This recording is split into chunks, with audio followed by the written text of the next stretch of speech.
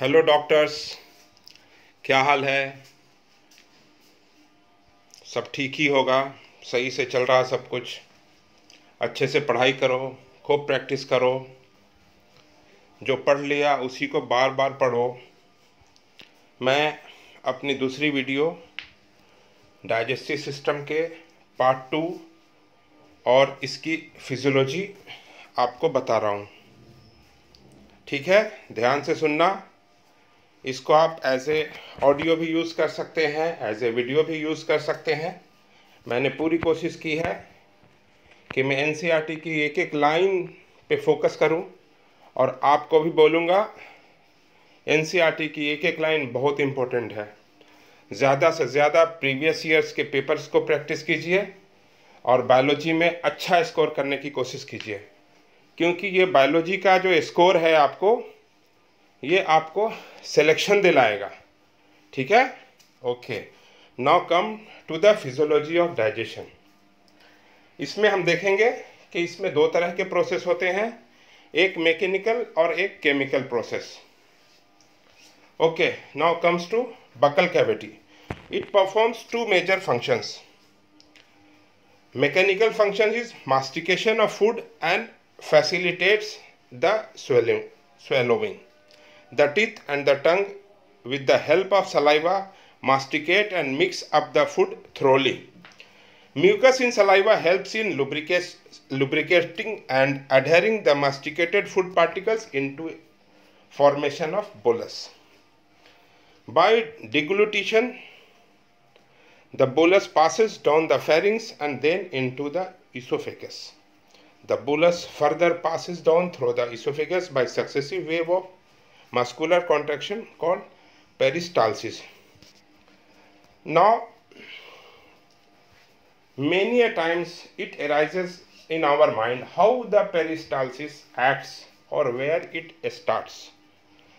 The interstitial cells of Kajal ICC is a type of interstitial cell found in the gastrointestinal tract. Meandric interstitial cell of Kajal serve as a pacemaker which creates the bioelectrical slow wave potential that leads to contraction of the smooth muscle. It is modulated with parasympathetic nervous system. The saliva in the buccal cavity secretes electrolytes, sodium, potassium, chloride, bicarbonate and salivary amylase. It also secretes lysozyme. About 30% of starch is hydrolyzed here by these enzymes, where optimum pH is 6.8 into a disaccharide maltose. In earlier classes, we study that when we chew, जब हम रोटी को ज़्यादा देर तक मुंह में चबाते हैं तो वो मीठी लगने लगती है। तो दिस इज़ द आंसर कि वो हमें मीठी क्यों लगती है, क्योंकि जो ब्रेड के अंदर स्टार्च होता है वो हाइड्रोलाइज होता है सलेवरी अमाइलेज एंजाइम्स की मदद से into disaccharide maltose. This maltose is sweet in nature. So starch, salivary amylase acts on it at pH 6.8 and it produces maltose. Now comes to the stomach. It stores food for 4 to 5 hours. The food mixes thoroughly with the acidic gastric juices of the stomach by the churning movement of its muscular wall is called chyme. Many a times they ask about chyme, bolus and chyle. So focus on these points. Here pepsinogen with the help of hydrochloride it converts into pepsin, and this pepsin acts on proteins, produce proteoses plus peptones. The mucus and bicarbonate present in the gastric juice play an important role in the lubrication and protection of the mucosal epithelium from excoriation by the highly concentrated hydrochloride. It provides the acidic pH 1.8 optimal for pepsins. Renin is present in infants. The initial step in the digestion of milk in human is carried out by renin. It works on casein protein present in milk and convert it into paracasein. This paracasein combines with calcium and form paracasinate at acidic pH 1 to 3.5, which is further digested by pepsin. It is asked many times in examination like NIT 2011, 14, AIPMT 2000 and 1994, and various examinations like AIIMS and BHU. A small amount of lipases is secreted by gastric glands but do not act due to acidic pH. So a small amount is lipases secreted in the stomach, but it does not act here due to highly acidic pH. Now, pancreatic juice and bile are released through the hepatopancreatic duct. The pancreatic juice contains inactive enzymes, trypsinogen, chymotrypsinogen, procarboxypeptidase, amylase, lipases, and nucleases. It helps in digestion of carbohydrate, protein, and fat. Trypsinogen is activated by an enzyme enterokinase secreted by the intestinal mucosa into active trypsin. Enterokinase is also called non-digestive enzymes because it is required for activation of trypsinogen. So remember it, enterokinase is not an enzyme. It's a not, basically it is a non-digestive enzyme because it requires for activation of trypsinogen. Trypsin activates the other enzyme in the pancreatic juice. Trypsin activity is properly suppressed in the pancreatic acinar cells under normal condition. This is the reason it do not digest itself, because as we see, trypsin is very strong protein digester. So it can digest itself, it can digest pancreas, or it can cause pancreatitis. But a small amount of trypsinogen is converted to active trypsin and inactivated by pancreatic secretory trypsin inhibitor. So this pancreatic secretory trypsin inhibitor suppresses the trypsin activity in pancreas. So it saves our pancreas for autodigestion. Now, proteins, peptones plus proteases. Enzyme acts trypsin, chymotrypsin, carboxypeptidases and forms dipeptide.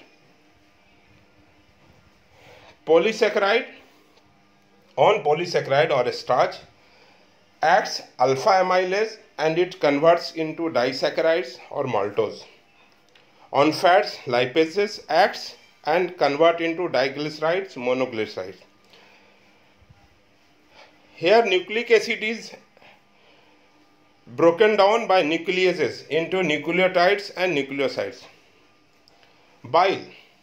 The bile released into the duodenum contains bile pigments, bilirubin plus biliverdin, bile salts, cholesterol and phospholipid. But remember, there is no enzymes in bile. It gives yellow color to stool. If there is pale color stool, then there is defective bile excretion. It is also asked many times in examination. Bile helps in the emulsification of fats, that is breaking down of fats into very small micelles. Bile also activates lipases. I think these points are, all these points are very important because we are very much confused by when we ask the question on enzymes, acts on which substrate and what is the end product. So focus on this on this paragraph or in these points. These are very important points. Now comes to the succus entericus. Intestinal mucosal epithelium has goblet cells which secretes mucus.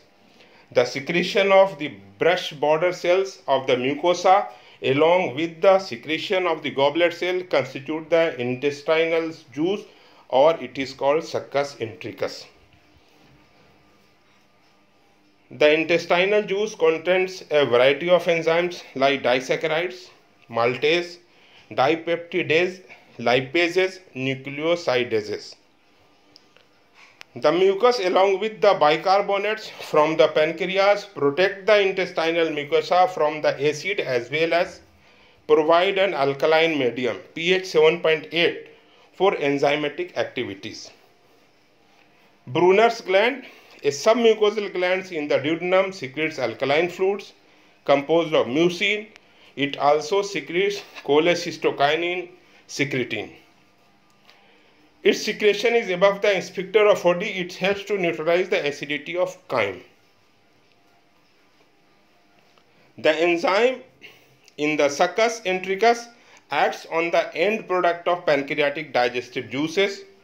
These steps in digestion occur very close to the mucosal epithelium cells of the intestine. Now comes to the digestion of disaccharides. Maltose. Enzyme acts maltase and it transforms it into glucose, 2 units of glucose. So 1 maltose gives 2 units of glucose. Lactose पे lactase enzyme act करता है और ये glucose plus galactose बनाता है. Sucrose पे sucrase enzymes act करता है और इसको ग्लूकोज प्लस फ्रक्टोज में कन्वर्ट करता है. ये भी क्वेश्चन कई बार एग्जाम में आ चुके हैं कि माल्टोज टूट कर क्या बनता है, लैक्टोज टूट कर क्या बनता है, सुक्रोज टूट कर क्या बनता है. ठीक है, तो इस पर भी थोड़ा फोकस कीजिएगा कि माल्टोज 2 ग्लूकोज बनाता है, लैक्टोज ग्लूकोज और ग्लैक्टोज बनाता है, सुक्रोज ग्लूकोज प्लस फ्रुक्टोज बनाता है. डाइपेप्टाइड पे डाइपेप्टिडेज एंजाइम एक्ट करता है और अमीनो एसिड बनाता है. न्यूक्लियोटाइड्स पे न्यूक्लियोटाइडेज एंजाइम्स एक्ट करता है और ये न्यूक्लियोसाइड्स बनाता है. न्यूक्लियोसाइड्स पे न्यूक्लियोसाइडेज एक्ट करता है और उसे शुगर और बेस में कन्वर्ट करता है. Now comes to the diglyceride and monoglyceride. इस पे लाइपेज एंजाइम एक्ट करता है और ये फैटी एसिड्स प्लस ग्लिसरॉल बनाता है. So the breakdown of biomacromolecules mentioned above occurs in the duodenum region of the small intestine. The simple substance that formed are absorbed in the jejunum and ileum region of the small intestine. The undigested and unabsorbed substances are passed on to the large intestine. Large intestine is not important as per digestion is concerned. Now look at the function of the large intestines. Number 1 is absorption of some water, minerals and certain drugs. Example, lipophilic drugs like acetaminophen or paracetamol. Second is secretion of mucus helps in adhering of waste, undigested particles together and lubricating it for easy passage or formation of stool. The undigested unabsorbed substance called feces enters the cecum of the large intestine through ileocecal valve, which prevents the backflow of the fecal matter.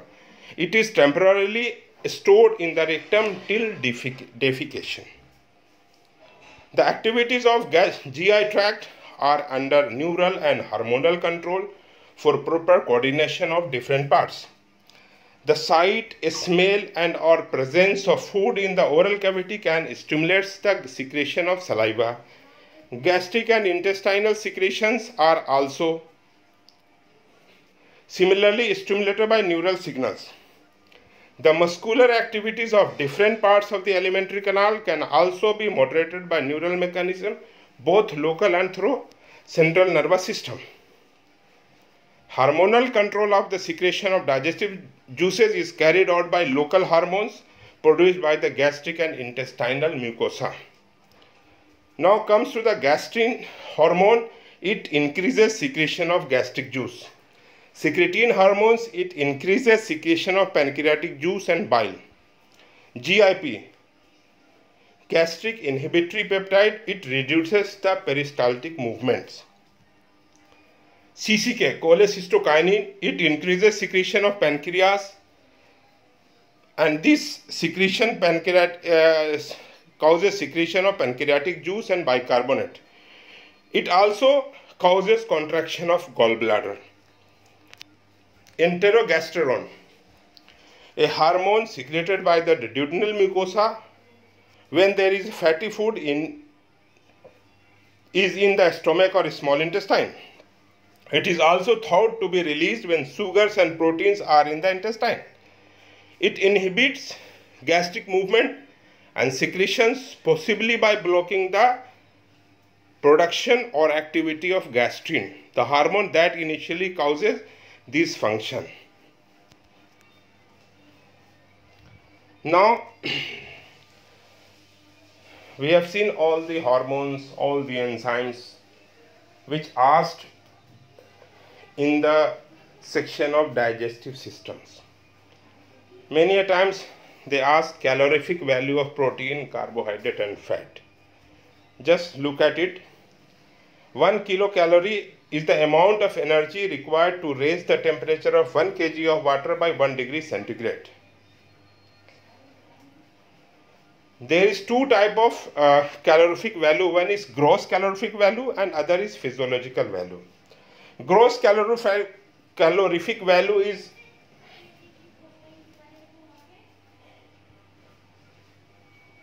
used or calculated on bomb calorimeter. So it's here carbohydrate gives 4.1 kilocalorie per gram, protein 5.65 kilocalorie per gram and fat 9.45 kilocalorie per gram. But physiological value differs somewhat. So it is very approximate but with some differences. Like carbohydrate gives 4 kilocalorie per gram, protein 4 kilocalorie per gram and fat 9 kilocalorie per gram. Now comes to the absorption of digested products or digested foods. This is the process by which the end product of digestion passes through the intestinal mucosa into the blood or lymph. It is carried out by mainly two types. One is passive transport and other is activated or facilitated transport mechanism. So look, the passive transport, a small amount of monosaccharides like glucose, amino acid and some electrolytes like chlorides, iron are generally absorbed by simple diffusion. The passage of this substance into the blood depends upon the concentration gradient. Now comes to the active or facilitated transport mechanism. Here some of the substance like fructose and some amino acids are absorbed with the help of the carrier ions like sodium. This mechanism is called the facilitated transport. Transport of water depends on the osmotic gradient. In active transport, it is against the concentration gradient, hence requires energy. Various nutrients, amino acids, monosaccharides like glucose, fructose, electrolytes like sodium are absorbed into the body by this mechanism. Fatty acids and glycerol, being insoluble, cannot be absorbed into the blood. So they are first incorporated into a small droplets called micelles, which move into the intestinal mucosa. They are reformed into very small protein coated fat globules called the chylomicrons. So first there is micelle formation, then they reformed into chylomicrons, which are transported into the lymph vessels, lacteals in the villi. These lymph vessels release the absorbed substance into the bloodstream. It drains into the right and left subclavian veins. So fatty acid and glycerol absorption is very confusing. So many a times we confuse with the measles and the chylomicron. So please listen it carefully that fatty acid and glycerol cannot be absorbed because they are insoluble. So first इनका micelle formation होता है, उसके बाद reformed होके chylomicrons बनते हैं और फिर ये विली में एब्जॉर्ब हो जाते हैं और इनका फिर right and left subclavian vein में ड्रेन करते हैं. Absorption in different parts of digestive systems. Start with the mouth. Certain drugs absorb through mucosa of the mouth or sublingual absorption is there. In stomach, absorption of water, simple sugar and alcohol takes place. In the small intestine, this is the principal organ of absorption is the small intestine. So digestion is completed here and final product of digestion absorb here. Example, glucose, fructose, fatty acid, glycerol and amino acid. In large intestine, absorption of water, some minerals and drugs happens. Now comes to the assimilation. So digestion, absorption and third part is assimilation. Here the absorbed substance finally reach the tissue which it utilizes them for their various activities. This process is called assimilation. Defecation. The digestive waste solidified into coherent feces in the rectum initiate a neural reflex causing an urge or desire for its removal. The ejection of feces to the outside through the anal opening, defecation, is a voluntary process and is carried out by a mass peristaltic movement.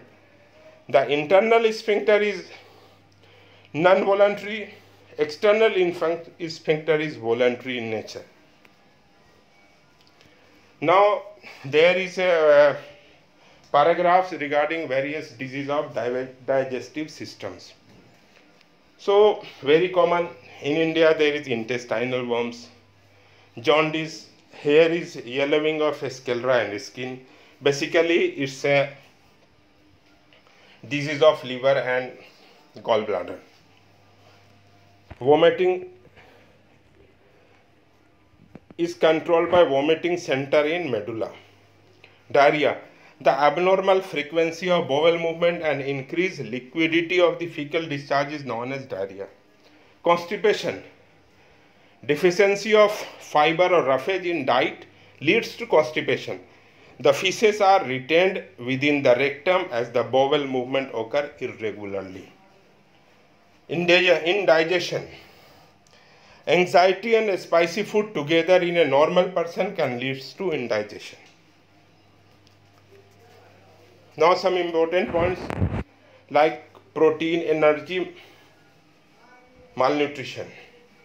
It is more PEM, it is more prevalent during drought, famine, political turmoil. It affects children and infants. Marasmus, it is deficiency of protein and calories found in infants less than 1 year old. If mother milk is replaced too early by the other food which are poor in both protein and calorific value. Here extreme emaciation of the body and thinning of limb results. Skin becomes dry, thin and wrinkled. Growth rate and body weight decline. Brain growth and mental faculties are impaired. Now second is kwashiorkor. Many times we confuse marasmus and kwashiorkor. So listen every point carefully. Kwashiorkor is a protein deficiency unaccompanied by calorie deficiency.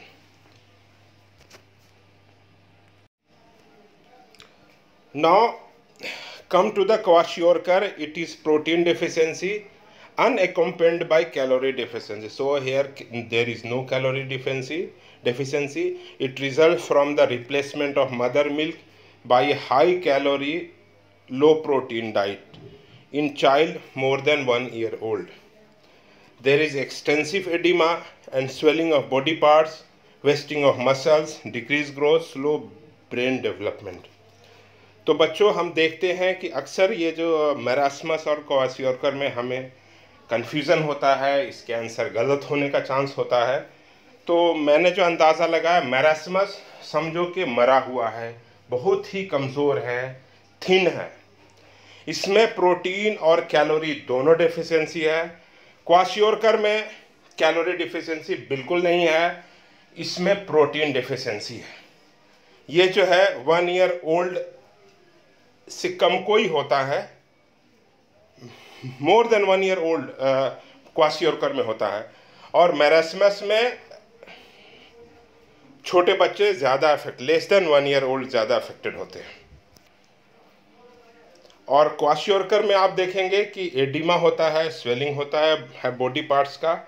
तो बच्चा जो है वो healthy दिखता है क्योंकि उसको ना कैलोरी की कमी नहीं है, लेकिन प्रोटीन की कमी है, तो मसल उसका उतना अच्छा बिल्ड नहीं होगा और बेसिकली एडिमा होता है।